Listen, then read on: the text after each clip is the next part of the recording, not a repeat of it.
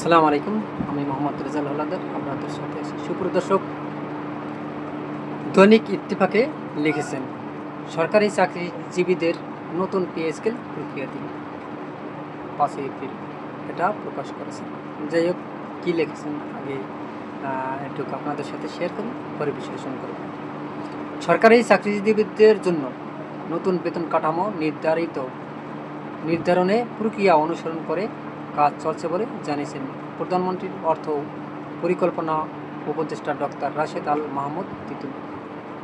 তিনি বলেন, প্রস্তাবিত পে স্কেল বাস্তবায়নের ক্ষেত্রে নির্ধারিত প্রক্রিয়াই অনুসরণ করা হবে এবং সরকার এ বিষয়ে সক্রিয়ভাবে কাজ করছে। রোববার 5 এপ্রিল সচিবালয় প্রধান উপদেষ্টা তারেক রহমানের সঙ্গে বৈঠক শেষে সাংবাদিকদের তিনি এ তথ্য জানান। ডক্টর তিতুমির জানান, এ সংক্রান্ত একটি সচিব কমিটি রয়েছে যা পে স্কেল পর্যালোচনা করবে এবং প্রয়োজনীয় সুপারিশ দেবে। সেই সুপারিশের ভিত্তিতেই পরবর্তী সিদ্ধান্ত নেওয়া হবে। তিনি আরও বলেন, সাধারণ পে কমিশনের প্রতিবেদন জমা দেওয়ার পর সচিব কমিটি পদ্ধতিগতভাবে কাজ শুরু করে। বর্তমান ক্ষেত্রেও একই প্রক্রিয়া অনুসরণ করা হবে এবং কমিটিটি সুপারিশ অনুযায়ী পরবর্তী ব্যবস্থা গ্রহণ করা হবে। বৈঠকে উপস্থিত ছিলেন অর্থ ও পরিকল্পনা মন্ত্রী আমির খসরু মোহাম্মদ চৌধুরী, মন্ত্রী পরিষদ সচিব ডক্টর নাসিমুল গনি, অর্থ সচিব ডক্টর মোহাম্মদ খায়রুজ্জামান মজুমদার সহ সংশ্লিষ্ট ঊর্ধ্বতম কর্মকর্তা সে জায়গায় উপস্থিত ছিলেন। দেখেন, এই পে স্কেলের যে ব্যাপারটা দেখেন, পে স্কেল ইস্যুতে প্রধানমন্ত্রীর সঙ্গে বৈঠকে বসেছেন অর্থমন্ত্রী এবং সরকারি কর্মকর্তা কর্মচারীদের নতুন বেতন কাঠামো বা পে স্কেল বাস্তবায়নের লক্ষ্যে এই যে প্রধানমন্ত্রী তারেক রহমানের সঙ্গে বৈঠকে বসেছেন অর্থ ও পরিকল্পনা মন্ত্রী আমির খসরু মোহাম্মদ চৌধুরী।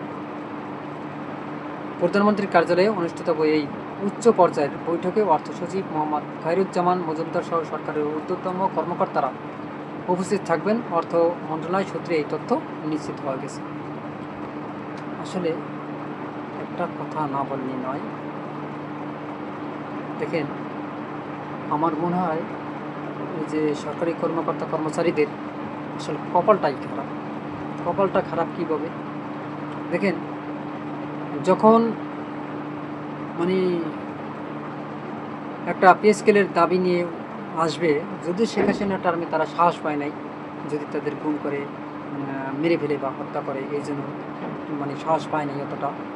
যখন অন্তর্বর্তী সরকার ক্ষমতায় আসে এবং 24-এ গণ অভ্যুত্থান হয়, ছাত্র জনতার গণ অভ্যুত্থানে শেখ হাসিনা পালিয়ে যায় দেশ থেকে, তারপর থেকেই সরকারি কর্মকর্তারা কিন্তু একটা পে স্কেল নিয়ে একটা দাবি তোলে এবং এই দাবিটি আপনি কিন্তু একেবারে ফালিয়ে দিতে পারবেন না।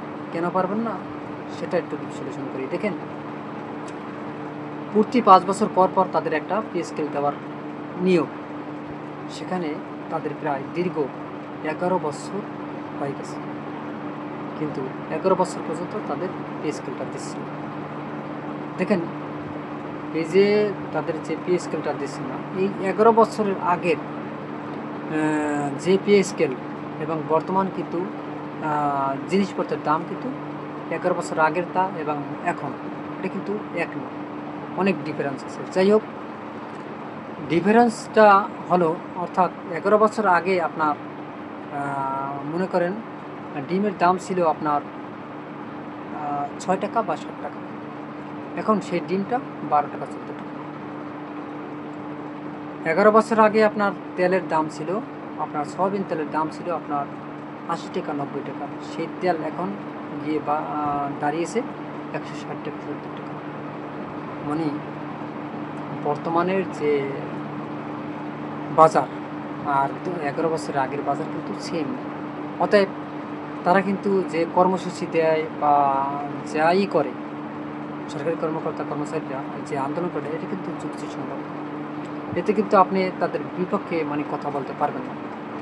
যদি বিপক্ষে আপনি তাদের বিরুদ্ধে যদি কথা বলতে যান, তাহলে কিন্তু আপনার মনে করবো যে আপনার বিবেক নেই। দেখেন, আমাদের যে আমলাতন্ত্রটা আছে, আমরা মনে করি যে তাদের আসলে বিশাল একটা ভূমিকা আছে বাংলাদেশ পরিচালনার ক্ষেত্রে।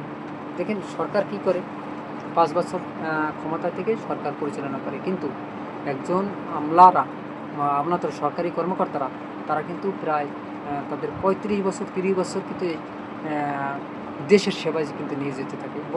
বলতে পারেন যে তাদের পারিশ্রমিক দেয় না। হ্যাঁ, পারিশ্রমিক তো তাদের দিতেই হবে, কারণ তারা তো কাজ করে, কাজের বিনিময়ে তো তারা টাকাটা নেয়। এখন বলতে পারেন যে ঠিক আছে, তারা তো যদি তাদের বেতন বাড়ানো কেমনে, তারা তো অনেক ঘুষ খায় বা অনেক কিছু করে, এটা আসলে তাদের বাড়াইলে তো আরও পাবে। ভাই আপনাদের ঘুষ খাইতে তো ঘুষ খায় এটা আপনারা ধরেন, ধরে প্রমাণ করেন, যদি তাদের প্রমাণ পান তাদের বাড়ি করে দেন, সমস্যা নেই।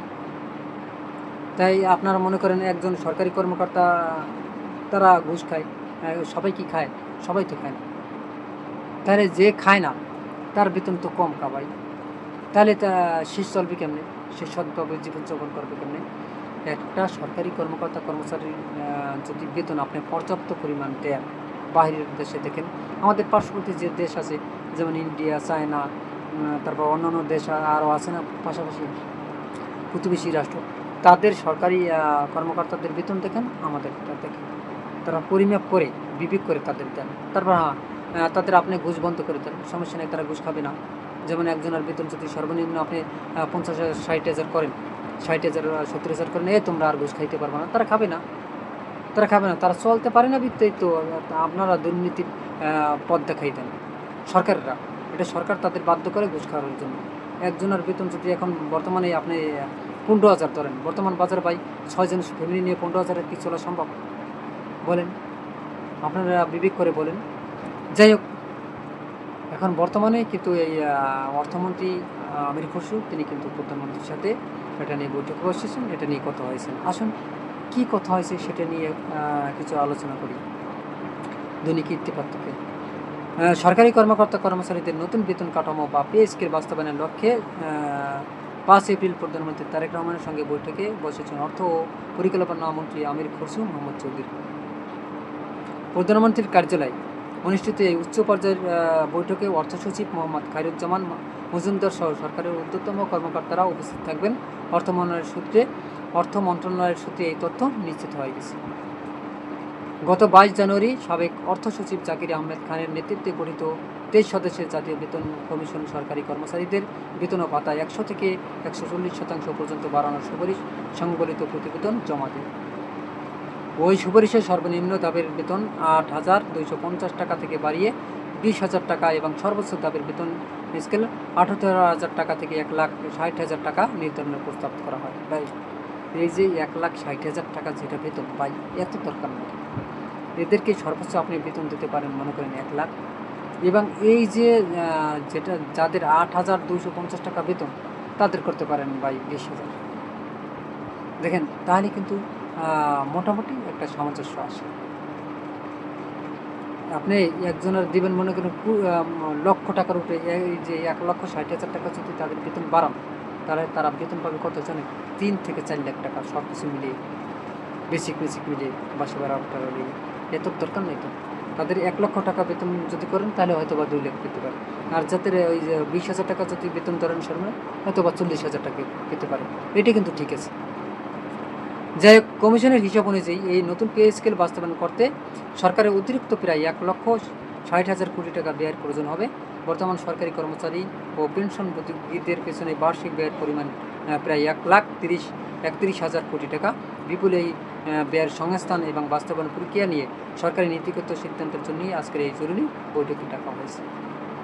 উল্লেখ্য, কমিশনের প্রতিবেদন যাচাই বাছাইয়ের জন্য গত 8 ফেব্রুয়ারি মন্ত্রিপরিষদ সচিব প্রদান করে 9 সদস্যের একটি পর্যালোচনা কমিটি গঠন করা হয়েছিল। তবে 12 ফেব্রুয়ারি জাতীয় নির্বাচনের পর নতুন সরকার গঠিত হওয়ায় এবং রাজনৈতিক পট পরিবর্তনের কারণে এই কমিটি এখন কাজ শুরু করতে পারেনি। আজকের বৈঠকে প্রধানমন্ত্রী অর্থমন্ত্রীর আলোচনার মধ্য দিয়ে নতুন পে স্কেল বাস্তবায়নের পরবর্তী রূপরেখা ও সময়সীমা নির্ধারণ হতে পারে বলে ধারণা করা হচ্ছে। সংশ্লিষ্টরা মনে করছেন এই বৈঠকের সিদ্ধান্তের উপর নির্ভর করে কয়েক লাখ সরকারি কর্মচারীর বেতন বৃদ্ধির বিষয়টি। সুপ্রিয় দর্শক, আপনারা কি মনে করেন? আসলে 2026 সালেই কি সরকারি কর্মকর্তা কর্মচারীদের বেতন বাড়ানো হবে, না আরও পরের বছর বাড়ানো হবে? আপনার অবশ্যই আপনার মূল্যবান মতামত কমেন্টে লিখুন এবং ভিডিওটি ভালো লাগলে RS বাংলা নিউজ 24-কে সাবস্ক্রাইব করুন, লাইক ও শেয়ার দিয়ে সবাইকে দেখার সুযোগ করে দিন। আজ এ পর্যন্তই। আসসালামু আলাইকুম ওয়া রাহমাতুল্লাহি ওয়া বারাকাতুহু।